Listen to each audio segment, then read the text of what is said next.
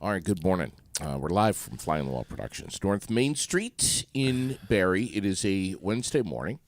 Nice to have you on board. Right now we're at 39 degrees. Going to be another cloudy and damp one today. Some more rain in the forecast. Looks like Thursday and Friday are going to be the two picks of the week. So that's coming soon. Mayor Thom Lauzon, former mayor. Wait a minute. I'm sorry. Former mayor.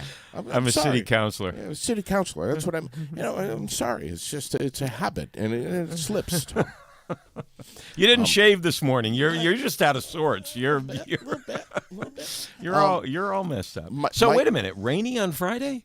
No. Thursday, Friday is going to be a little bit better. Yeah. Oh, I Some thought you pick said of the rainy on Friday. I was. No, Yeah. today. I mean, today. we might be mowing lawns on Friday. I know, my God. Although it's wet. everything's so depending taken on off. how heavy your lawnmower is, Right. you might sink. So be a little, if you get excited. I'm excited. Yeah. Tom. Yeah, I got the zero turnout. I started it. A la my prepare. Yes. Because it didn't want to turn over, so I remembered my prepare, and he would, take the air cleaner off and pour a little gas in there. Yeah. And that would pretty much, unless your spark is gone, it would.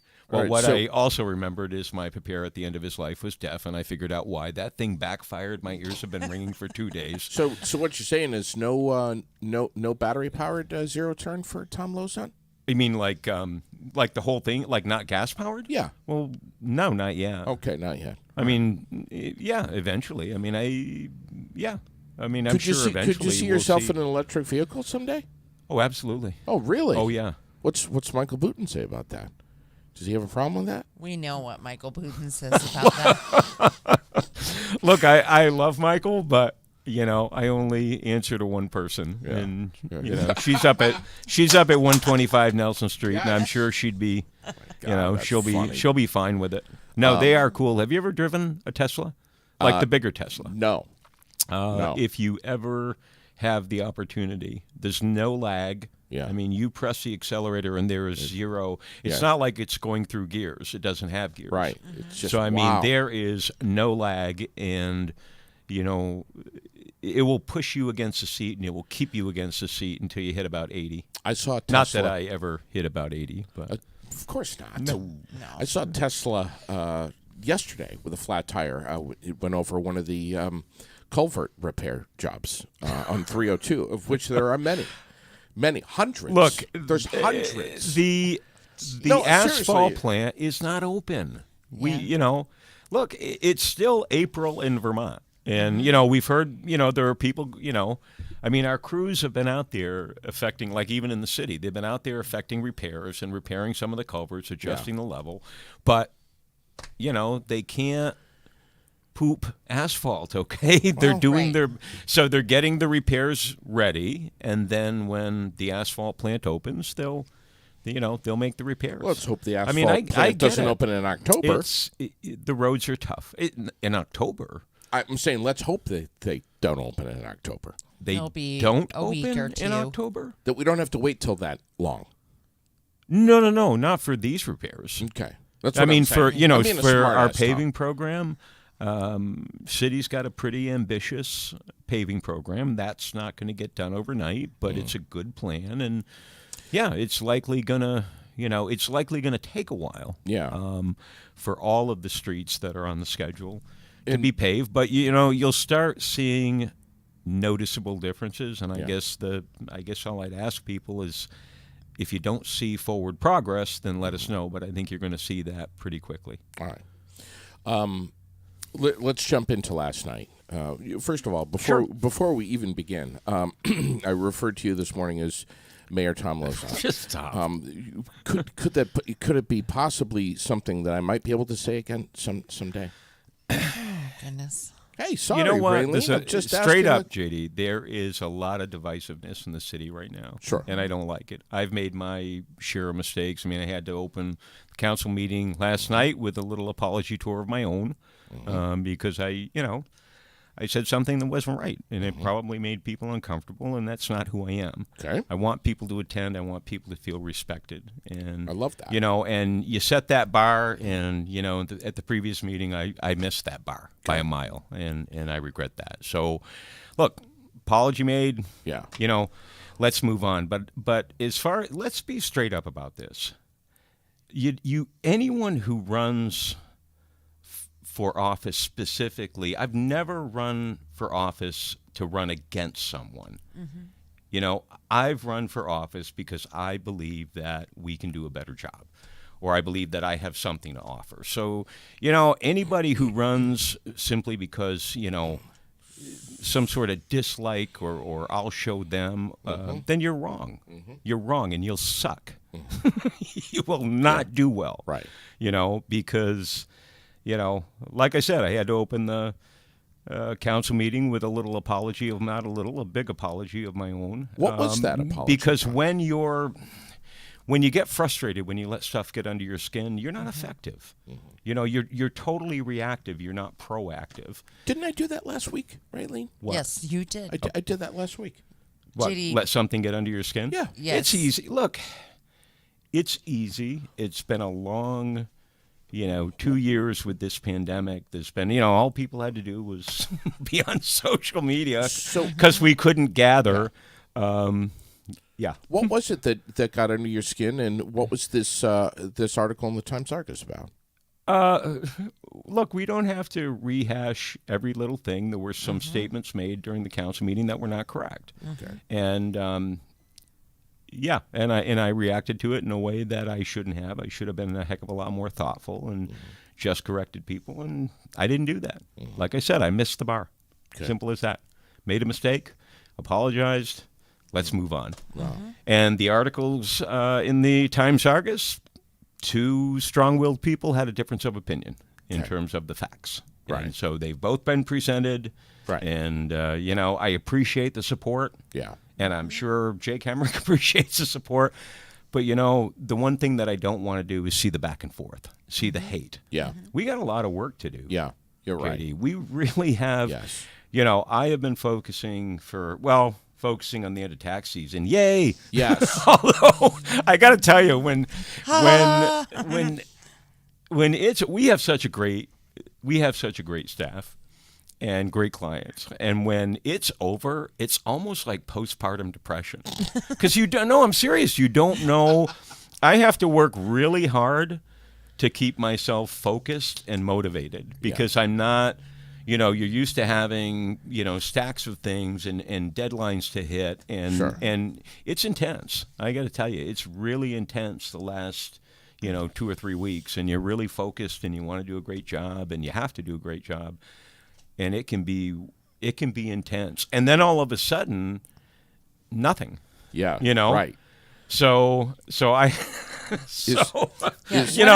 still get up early, and it's weird because it's probably even weird for Karen because I'm showing up at the house at 5:10, and she's like, "What the hell do you want?" No, I haven't been making dinner at 5 o'clock or worrying about dinner for 3 months. Does Salvador and Babbitt just close down for a couple of weeks and everyone goes on vacation? No, we always, business runs 24 hours a day, 7 days a week. Yeah. So we do we stagger the vacations, with partners and seniors, and we make sure that someone's always around because you don't know. Let's talk about last night's city council meeting. Sure. There was a lot said. Got the agenda. There was a new ordinance, but what would you like to start with last night to recap? I thought, Nicholas, we can just go, down the agenda for stuff that might be noteworthy. We are acquiring some land adjacent to the cow pasture. There were some folks who, I had a few constituents question that, whether that's something we should be doing because, you hear a lot about the grand list and growing the grand list. And I think we all, something we all agree on is the need to stabilize and grow the grand list. We've seen a bit of a decline, and we got to reverse that trend. So I had a couple of constituents say, well, I don't understand. You're always talking about this, and yet you're removing this property from, the grand list. But it was really an opportunity. The property in entirety, I think, generates $700 or so in property taxes. It's not particularly, developable land, but it is land that would allow another access to the cow pasture. Okay. So, we could have passed on the opportunity, and chances are if we did, like a lot of things, you pass on the opportunity, and it may come around again, but it may take 15 years. Sure. So I was, even though I'm always mindful of the grand list and, the city acquiring more property, it just made sense. It just, the opportunity made sense. So we did that, and I think Nicholas did a great job explaining it. What else do we have? Oh, yeah, we had first reading on our first ordinance. Whenever I see these, it's like 2301. This is our first one. That was community investment ordinance that was proposed by Councilor Wazazak. So the gist of it is that for projects in excess of $200,000, the city would set certain standards in terms of your employment practices, what you're paying for wages, what you're paying for benefits. You said excess of $200,000? In excess of $200,000, which isn't hard to do. No, not in this day and age. I mean, our paving contracts, are way over that. So you're pretty hard pressed to find a project where you won't pop that threshold. Yeah. And, so we heard from a few folks. I mean, no one was strong. I mean, I don't want to say ambivalent, but I just want to say open-minded. I think everybody was open-minded about it. Okay. And so we had to talk through. It's a little different now, so I got to get used to that. It used to work that you'd do a first reading, you'd do a second reading, and if any of those readings failed, you go all the way back to go. And you got to start over again. Doesn't quite work that way, so takes a little bit of the pressure off. So it did pass first reading. And you can have multiple second readings, which is sort of a departure from the way it used to be. So I had some comments. I had, significant number of comments, and I'm not aware that Councilor Wazazak didn't accept those, and we'll see how it goes. He was writing awful fast. I know that. Yeah, he was taking notes. I'm gonna shoot him over. Shoot him over the changes that I would like to see. And just tweaking the language a little bit. Yeah, some things that I found redundant, like some references to workers' compensation insurance and state statute, and it's like, well, do you really need to have that in a local ordinance when we're governed by this statute? And we can't, sometimes a local ordinance can trump, or charter can trump state charter or state law, but not in the case of workers' comp, not in the case of who you're covering for insurance. So, simple things like that. I understand where he's going with it and what he's trying to do. What is the basic premise behind this ordinance? The basic premise is that if you're going to be doing work for the city of Barre, you're going to be paying wages at a certain level. You're going to be, you're going to offer certain benefits. And I don't know. I mean, man, with the employment market the way it is, I don't know that that's as necessary now as perhaps it might have been, 5 years ago. I mean, we're not seeing. I was kind of surprised when we bid the paving contract. I thought there'd be more bidders, and even privately. I mean, there's a number of projects that Karen and I are working on privately, and infrastructure projects, and you don't see the bidders out there. Everyone has work, and a lot of people are choosing just not to bid. A lot of people, there are a number of contractors who have a totally different strategy. They don't bid, and then you talk to them and say, well, why didn't you bid my project? You're too busy. And they say, look, no offense, but I don't want to burn up my bandwidth, because I think there's a lot of municipalities and a lot of people out there who haven't bid yet. And I think the bidding environment for the contractors will be more favorable as we wait. In other words, if you're bidding a project in August, for example, an infrastructure project, your bids are likely going to be pretty high, because you're not going to have a lot of choice. Yeah. If you really want to get that project done, you know, you're not going to have a lot of choices in terms of the contracts. It's just that kind of environment. Everybody's. I heard you last You know, who's night. not busy, Right. JD? I mean, Right. who's sitting around with nothing to do? We're all busy. Yeah. I heard you last night talking about how you've bumped into many contracting businesses over the year or so plus, and they're not all tripping over themselves to place bids. No, And there's a weird, workforce issue also. Yeah, it's just a strange environment. Everything is so expensive, which, you know, sort of dovetails with my latest focus with the city, which is, you know, Prospect Heights development. And that is an incredible group of people, formed a 501c3. We're pursuing the Northern Regional Borders Commission grant. May Green has done an incredible job, and others have done an incredible job advancing that project. And we've got we've got folks from CVMC and from Downstreet. We've got, you know, from the town, from the city. We've got some really talented, creative, smart people at the table. And so, you know, we did submit our LOI. That was a big step for us, hopefully. So that's going to be reviewed. So the process is they look at the regional projects, and then they rank them, and they invite you to submit an LOI, letter of interest, for applying for this Northern Regional Borders Commission grant. And it's a significant grant, several $1 million potentially. And after ranking your project, they invite you to apply. Our project is currently ranked 5, you know, in the region, which was good. We started out lower, and like I said, this group, MA, and this group, and Shannon, and everyone has been working really hard. And I think they notice that we're focused, we're driven, and we've got a diverse group of stakeholders at the table. So I think they're noticing that, and so we'll see. I mean, but it's the cost. You know, when I drill down on the cost of housing, and people, we hear a lot about every other word, affordable housing. You know, well, affordable to who? Because it's hard.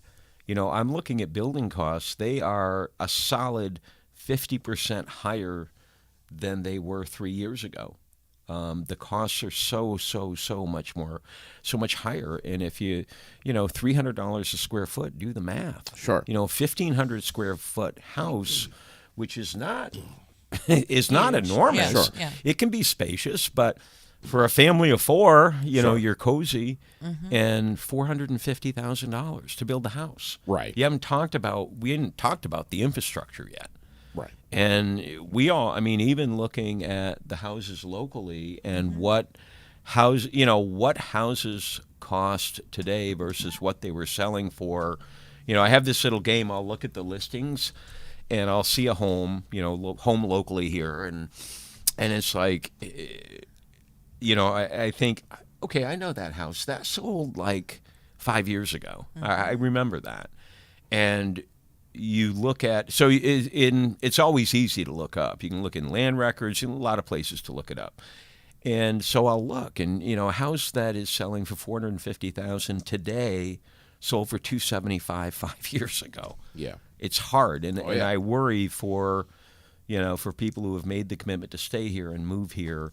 You know, we got to figure out a way to fix that problem. I don't know what the answer is. Working on it, but I don't know if the answer is scale. I mean, I want to get all of the contractors in the area together. Yeah. We've got a lot of talented people. Have some Talk coffee. to me about have some coffee. Coffee? Sit down and have some coffee. Yeah, I mean, have a beer if it's in the afternoon. Right. Have anything as long as you don't have too much.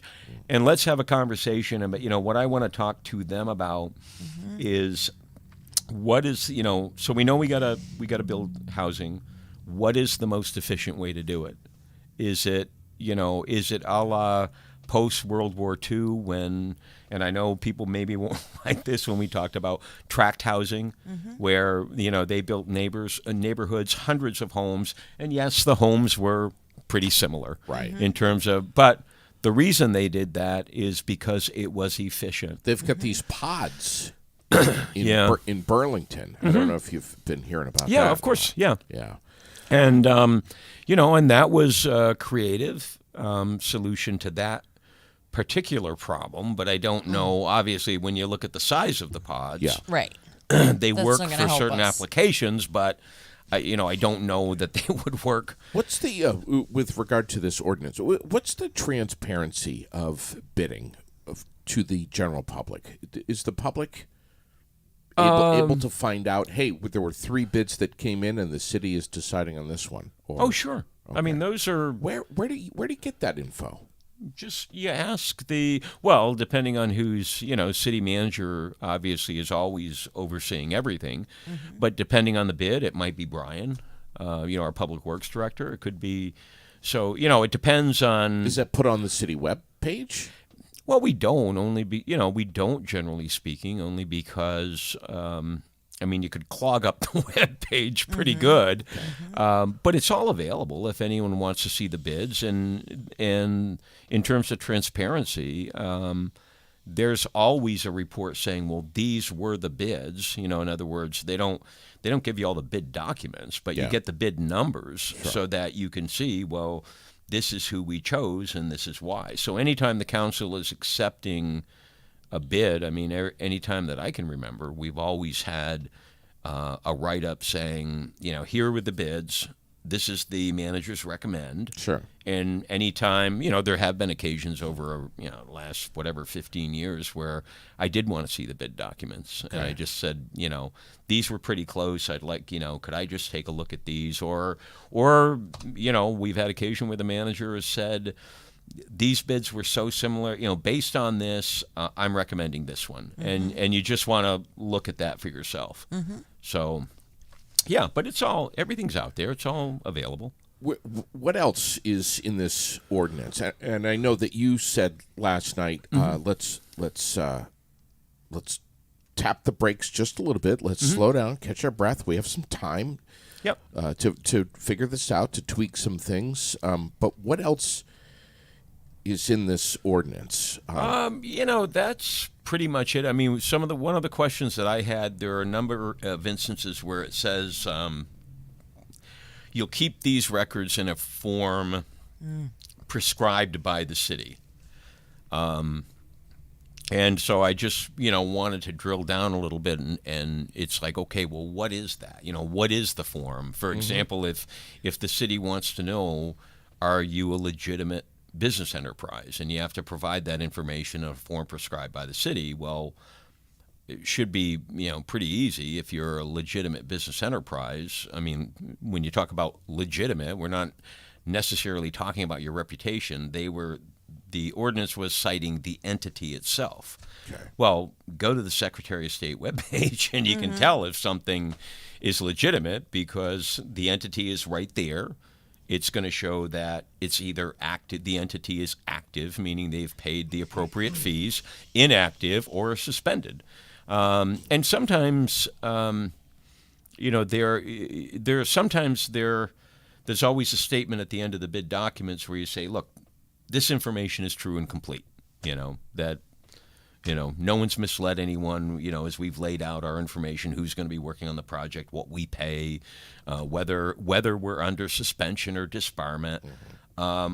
So my concern there was looking at the bandwidth, our administrative bandwidth at the city level. I didn't want to start adding to that, where all of a sudden we've got someone chasing different components of a bid document that we've never looked at before. Sure. In other words, we've got a city staff person saying, okay, they've got to go to the Secretary of State webpage and check all of these entities.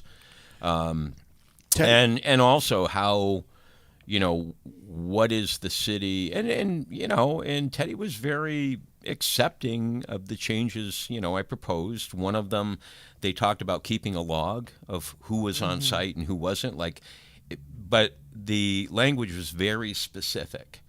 So I said, I don't know that that's really what you wanted, because technically speaking, and the example I gave, if an employee came up for a DOT drug test, those are mandatory, and they happen all the time in certain industries, and you're pulled at random, and they don't give you, you know, Right. they're mandatory drug tests. They're given for a specific reason to keep the industry safe. So you don't get warning. I mean, the employer will get a call saying this CDL driver has been chosen for a random drug test. You need to send them up here today, and they need to, provide a sample and be tested. So as I explained to Teddy, well, if I take a literal reading, and it's got to be literal. I mean, that's what you wrote. That employee has to keep track of. Most of the time, the employers just say, "Go get your drug test and come back," and the employee does. They're paid. The employer doesn't say clock out. That's Right. part of their job duties.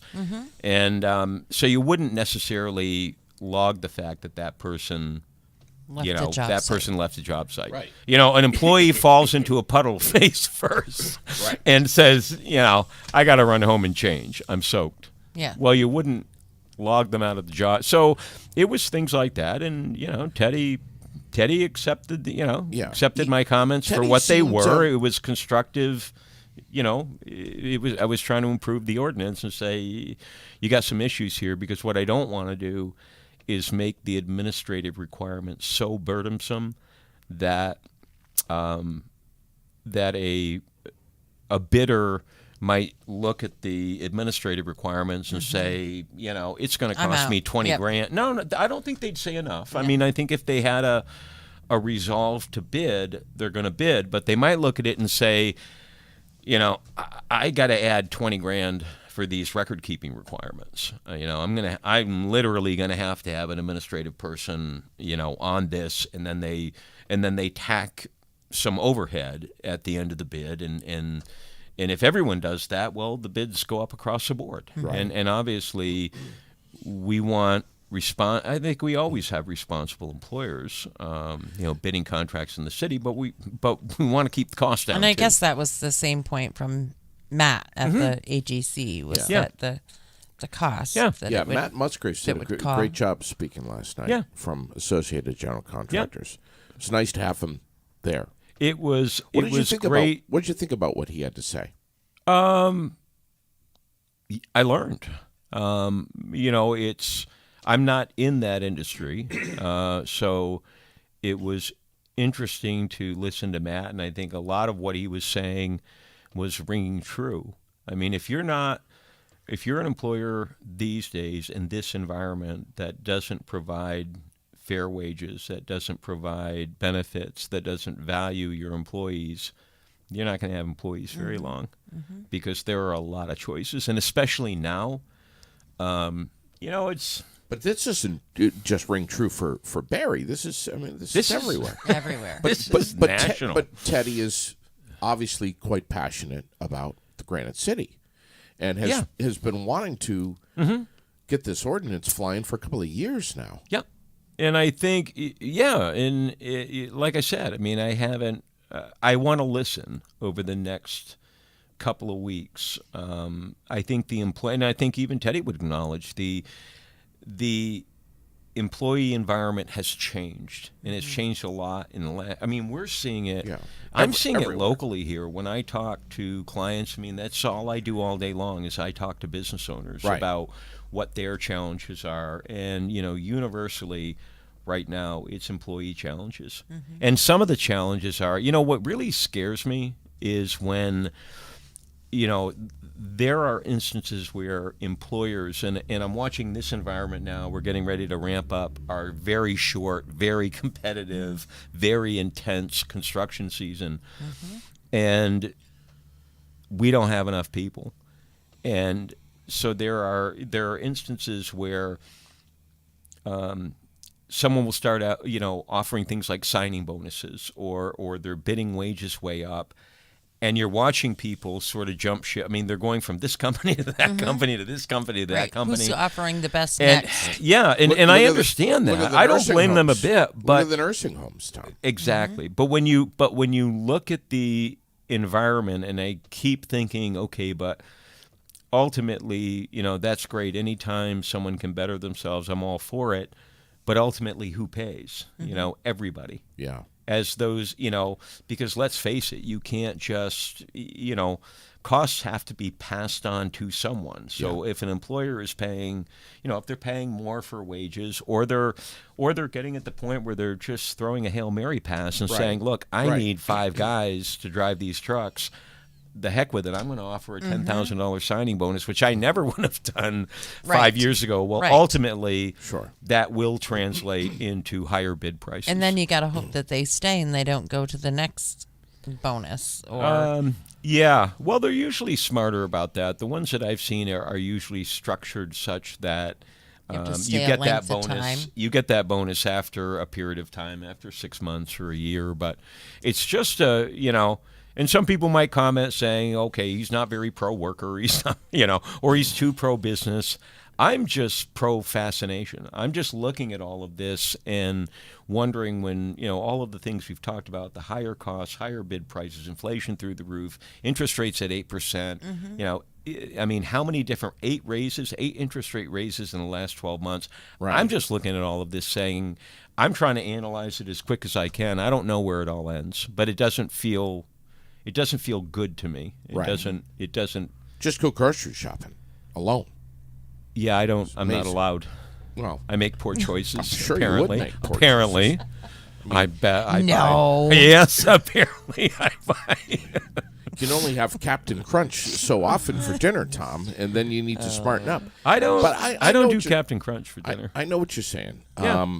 So it's yeah, for someone like me who's like, a numbers nerd and just very results driven, it's a pretty fascinating time. Yes. It's kind of interesting. Speaking of bidding and transparency, with regard to the discussion last night. Speaking of bidding and transparency, we are. Oh, right now, I guess. Well, okay, we are. Oh, okay, go ahead.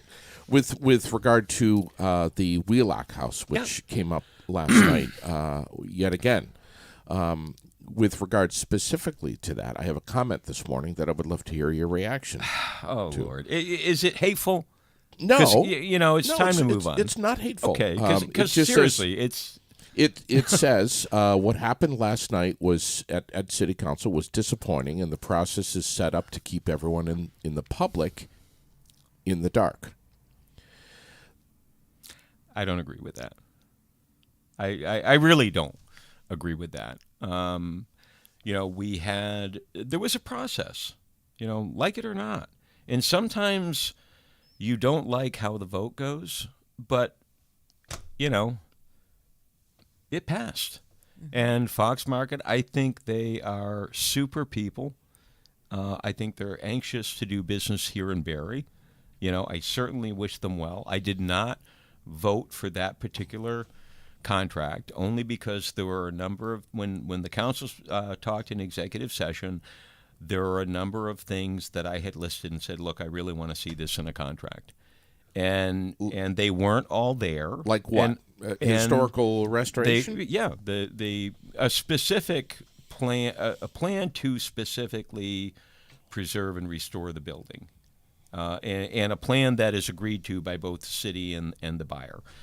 And look, I didn't negotiate the contract, so I wasn't there for the negotiation, and I didn't see that in the final. They are going to submit a plan. They are going to submit a plan, but it's not a plan that is subject to approval by the city. Mm-hmm. And so for that reason only, as I explained to one of the counselors, for me, it's the issue. We're past the issue of whose name is on the contract. Right. That was decided. But then we were looking at the contract, and so for that reason, I couldn't support it. But I'm not going to sit here and say they won't do a good job. Yeah. I mean, that wouldn't be fair. That would be, prejudging them. And based on everything they've said that, they love the building as much as anyone. And, sometimes you just got to accept that at face value, quit arguing, and move on. We got a lot of important work to do. Yeah, we do. We got streets. Have you driven down some of our streets? And even some of our, we've got a lot of work to do.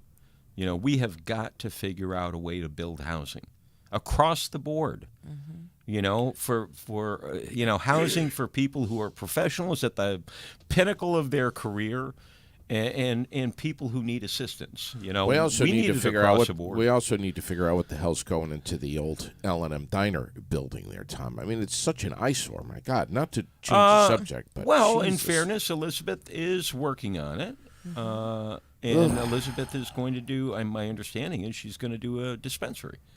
So look, you know, it's a business, and you know, she has certainly been successful with Espresso Bueno. She's committed to Barry. You know, so good for her. We've got and we other just talked about the storefronts. cost of everything. Yeah. It slows things down a It's lot. brutal. I got to tell you, the cost of things,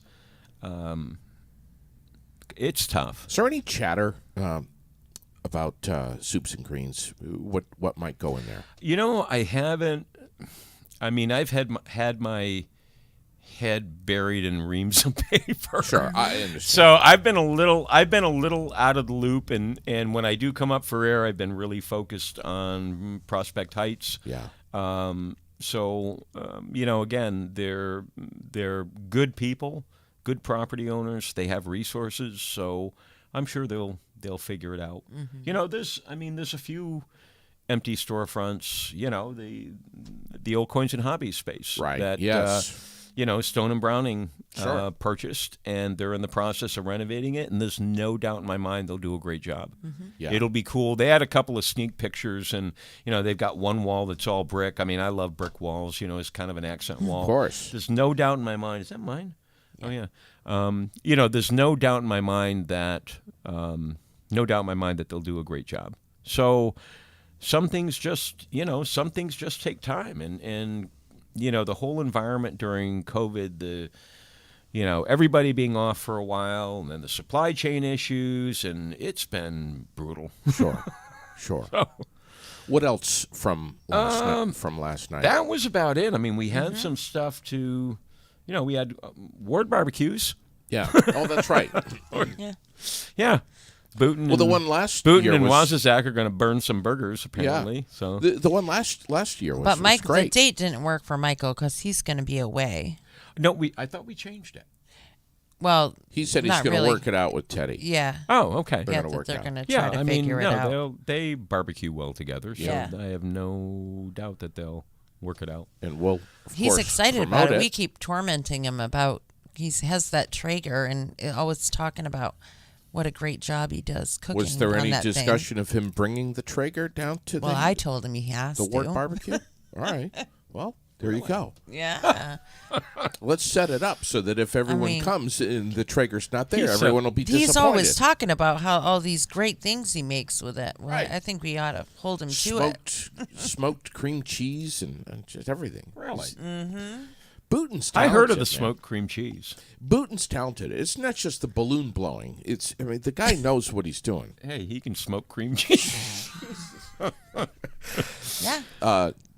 So that's about it. Thanks for having me in. It's been a while. Like Yeah, I it said, has. it was a Yes, busy. it has. It's been, obviously a busy month. Yes. So And it's not over because you said now there's a tax credit that you are ERTC fiercely so working we'll be, those are due in July, and so What we'll is be this ERTC? employee retention tax credit.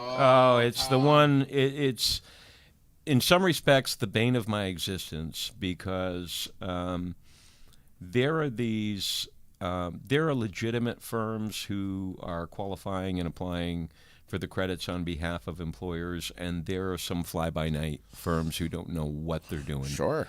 But here's the issue. My prediction with a lot of these things, you see them. I'll have a client who comes in with this letter. The letter looks like it came from the IRS. It didn't. Mm-hmm. It came from this, whatever fly-by-night firm.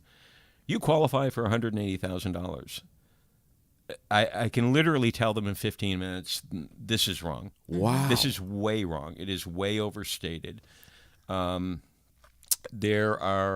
worked really hard at understanding, the qualifiers, the Treasury regs, and Treasury has changed the regs quite a bit. For example, if you own the business, your wages don't qualify for that credit. If your wife works at the business, her wages don't qualify. If your son or your brother works there, their wages, there are a lot of wages that don't qualify. And how these people are sending letters when they have no information about the business and they're sucking people in and getting these credits, amending the returns, getting the credits. And, oh, by the way, they're charging a 20 or 30% finder's fee. Oh, my God. So they'll apply for these credits, get $100,000 that the business owner shouldn't be getting. It's less than that. Business owners required to write them a check for $30,000. In the IRS specifically changed the rules so that normally we have 3 open tax years. So the IRS, so currently we have 22, 21, and 20. Those are the open years. The Treasury specifically changed the rules and said, look, we're going to have 5 years. We want 5 years to take a look at these.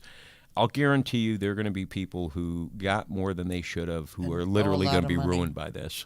Because the money's going to be 5 years later. The money will be gone. The IRS will say, I'm sorry, but you got $100,000 more than you were entitled to. There will be penalties and interest tacked onto that.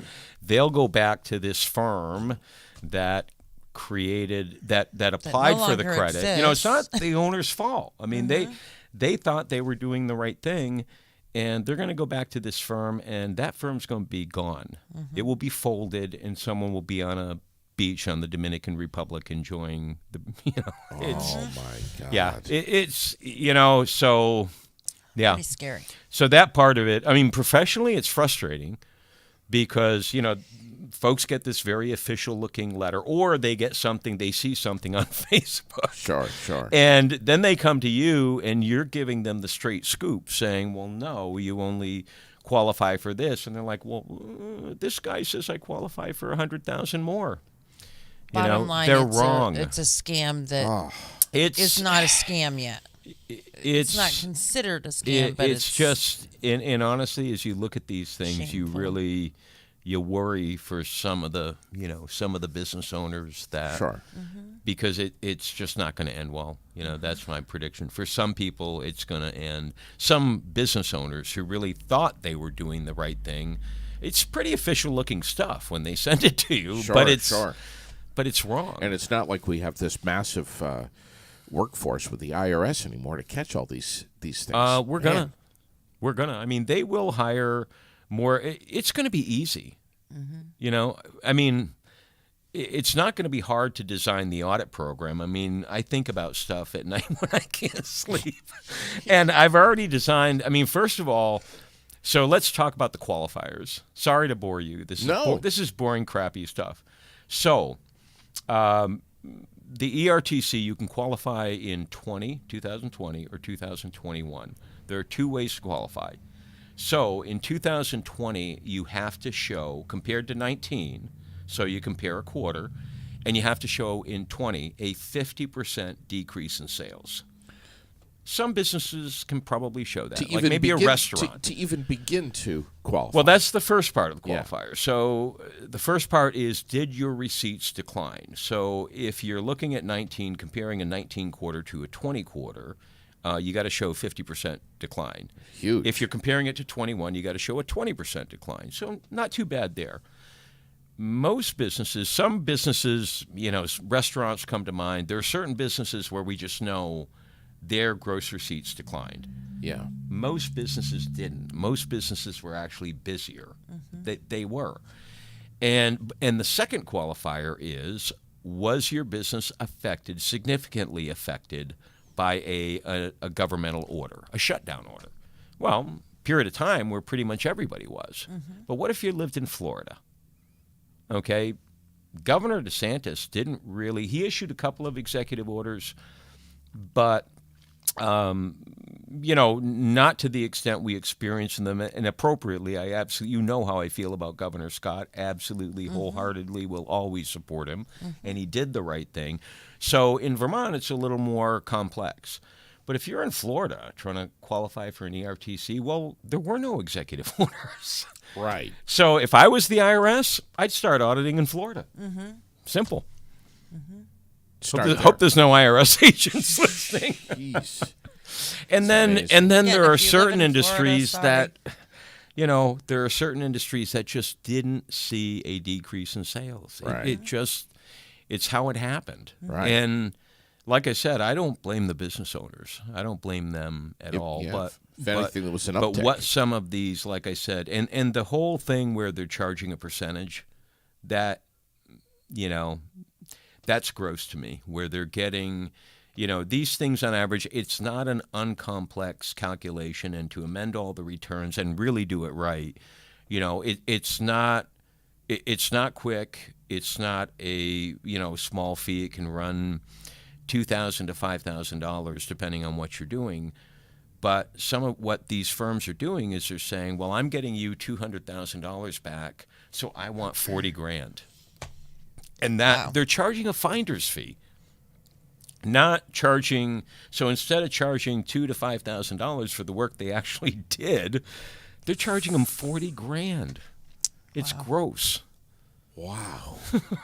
That is gross. And ultimately, the people who are left holding the bag are going to be small business owners. Yeah. Because the big firms, of the world, the people who have CFOs and resources, they're going to be fine. They're going to figure it out. They're not using, they're not using these sort of fly-by-night companies. They're using, their own people, and they're probably doing it right. Yeah. People who always have access to a CPA, and those clients of ours who have close working relationships with us, they've come in with these letters and said, well, we're working on this. And, we've been working on these. And we're like, but this is just wrong. And when we show them the calculation and say, look, this is how it works, and here are the work papers behind the calculation, the qualifiers, they're fine.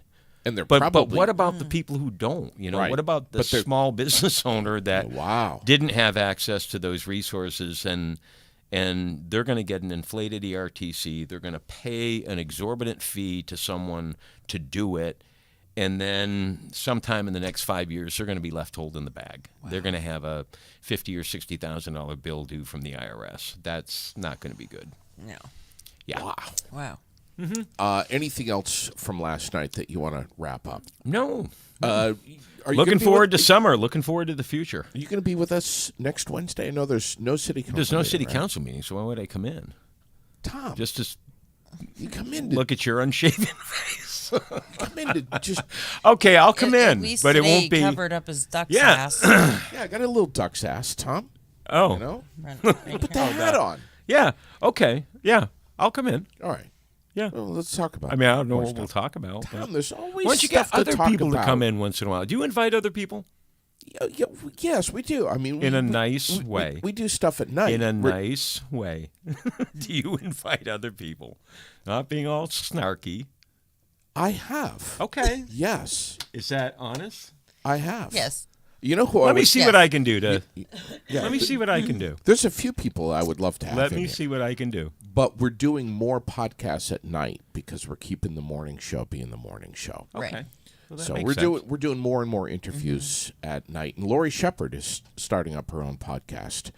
Awesome. I think she's going to be in here tonight, but got to double check. But yeah, we got some really exciting things that are going on here. Cool. And of course, Barry Beat is Monday nights at 8 o'clock. It is. With Michael Booten and Raylene. Are you going to be sitting in on that one? Yeah. We're going to shift gears with that, too. We're going to No, shift gears. you know what? Why was that There's so- Look, nothing we got really this. going on. We got this Why did school you vote. say no so Straight up, fast? we got this school vote coming up. I'm just exhausted. Yeah. I don't blame you. Look, I am, too. You know, people are smart. Just let them make up. Yeah. That's what I say. Put Oh, the information Lord. out there and let them. Yeah. They're gonna let people do it. You shouldn't be saying one way or another. People should just vote how they want to vote. Sure.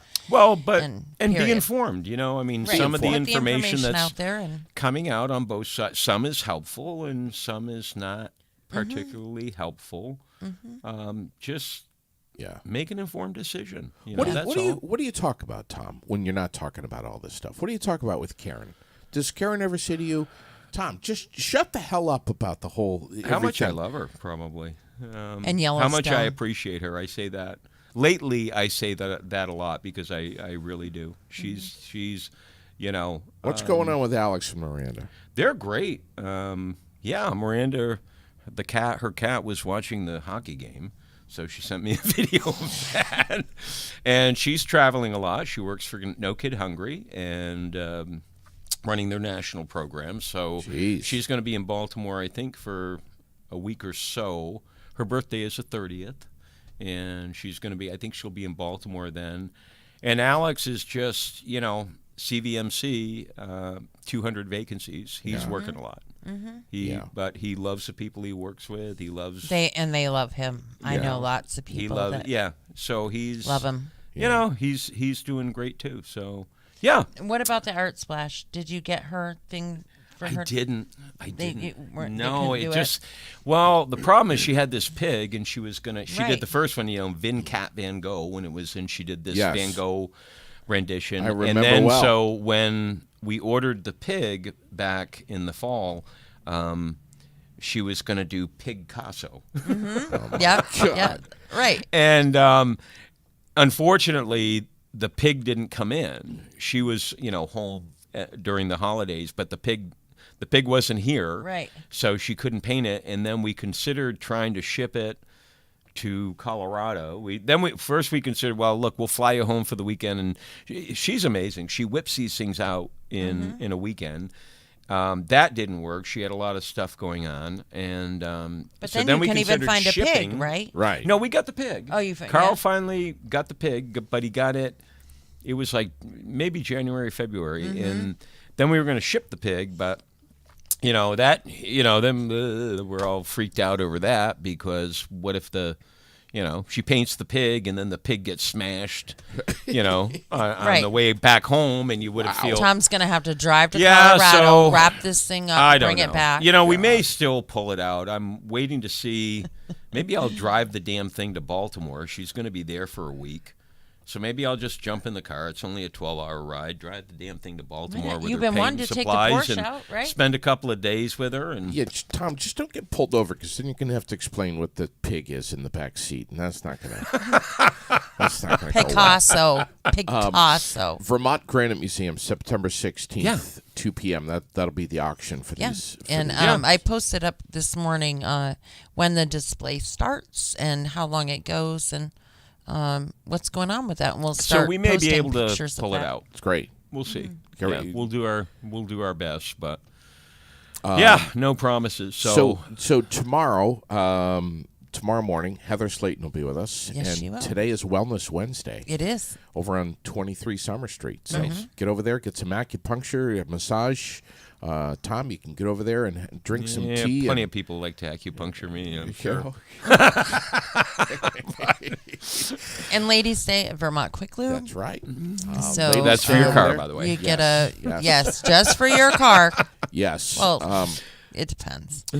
And shout out to the Aldrich Library. They had story hour yesterday. Ian does such a great job over there with the kids, and it was just wonderful. Lily and I went over there and enjoyed that. So, thanks to the Aldrich Library for doing things in our community for the kids. Today's Lego Day over there. April break. So. They do a great job. It's Lego and they've Day. got their spring fling coming up. The spring fling. So tickets are $40. Go to their webpage, buy your ticket. Even if you're not going, buy your ticket anyway. I'll eat your food. Tom, are you going to come to the Battle and Berry 10 up at the auditorium? When is that? It is the 13th. Donnybrook Fight Promotions. This is a huge MMA fight. What day is that? That is a Saturday night. Saturday. We can probably the night before Mother's Day. I could bring my mom. You should. I don't think I bring my mom. Have you ever been? I don't. No, I have not. Tom, I have not, but you know what? It sounds. I'm intrigued. Tom. I'm not bringing my mom for Mother's Day. Mom would not. No. I don't think Mom would enjoy that. No. Tom, maybe some Karen moms might. do. Just trust Karen me. would. Oh, I think Karen. Yeah, she'd would be have a there. hell of a time. I think she'd have a great time. I do too. That's the 13th. I'm going to go check it out. It is seriously, in incredible. all seriousness, we all need to expand our horizons. So I'm going to sincerely check it out. Teddy and Michael are addicted now. Michael Booten and Michael Deering, all three. Michael of them was Michael Booten was hysterical when he talked about. Yeah, go. It's like, well, I thought it was violent. but I was so into it. Yeah. And then he went to the next one. Yeah. Then he went to the Oh yeah. next one. Oh, and Teddy's been a fan Yeah, right since along. the get-go. Yeah, he's been a fan right along. Yeah. So you know what? Tell me Maybe you're gonna we'll be like there. triple date Yeah. All right. Why not? and go with the two of them. Tom, if come on, just Come on. commit to it. Say yes. He has I to can't check the commit calendar. until I gotta. That's talk an to the boss, important you know. weekend. I'm not. No. And shout out to Michael Deering, the open gym basketball that he's doing up at the auditorium Yes. too. which That guy so is cool. I called unlimited him. I know he is. energy. I He called is. him Monday morning and I said, "There's no open gym for the kids this," and he said, "I'll get back to you." And sure enough, Yeah, and boom. boom. By the time I got on this show, Right. he had it all done up and talked to whoever he needed to talk to, and it's tomorrow. Yes. I enjoy his energy. he does. I really does do. a great job. I really do. I appreciate all the energy that he brings. He's just so, right from the first time he ever started campaigning. I remember the first time I ever saw him campaigning, and he's just walking right up to anyone Okay. and introducing himself, and I'm like, this guy is Sure. awesome. Yeah. Yeah. Oh yeah. Because it didn't matter who you were. Right. He'd just walk right up and just a ton of energy. Sure. And really enjoys. Loves And sports passion. and working with kids. Yeah. And, Oh, absolutely. yeah. What a great guy. And all the No, sports it's programs. it's great to serve with him. It really is. PAX 717, the Cub Scouts right here in the Granite City, Mm-hmm. are selling adventure cards. These are basically coupon cards that you can use locally and get your $10 back the first time you use it. It's amazing. Discounts everywhere. So Nice. these cards are only $10. We've got that link that's on our page right now if you'd like to get an adventure card. So we'll be knocking on your door, Tom. Do that. Okay? Thank you. Well, thank you. Thanks for coming in here. It was nice to be here. Thanks for having me. We'll see you next Wednesday. Wednesday. Morning. All right. Yes. Yeah, Today perfect. is Wednesday, Yeah, that's Jay. perfect. Okay. we'll come up with plenty of stuff to Wednesday, talk about. definitely Wednesday. It's not Thursday. Definitely Yes, Wednesday. definitely Wednesday. Definitely Wednesday. Hump day. Thanks, Tom. Thanks, JD.